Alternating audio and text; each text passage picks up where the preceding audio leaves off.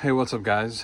So today's task is to remove the Floodlight and Wyze camera on my backyard here. So next Monday I got a company coming in to replace all the fascia and soffit.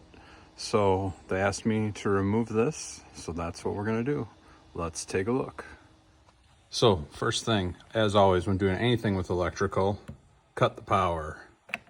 And it's nice, I have this light switch installed that connects straight to the floodlight. And so I don't need to go shut off a breaker or anything, but always remember, shut your electrical off when working on electrical things. And just as a tidbit, I am not an electrician. Most of my stuff, guess where I learned it? You guessed it, YouTube. All right, so let's get into this. So first thing, this whole thing is held up by one screw. Just get everything out of the way so you can see that. One screw right in there. So I'm gonna go ahead and just use my drill and take that off. I'm gonna try to do it while I'm still filming. Let's see.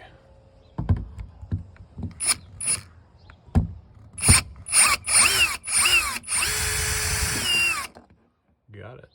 But now I'm gonna set you down.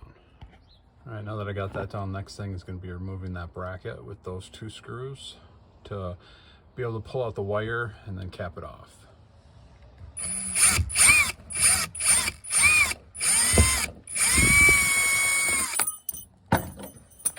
And there's the exposed wires. So now I will just remove the white and black from here and just cap it off.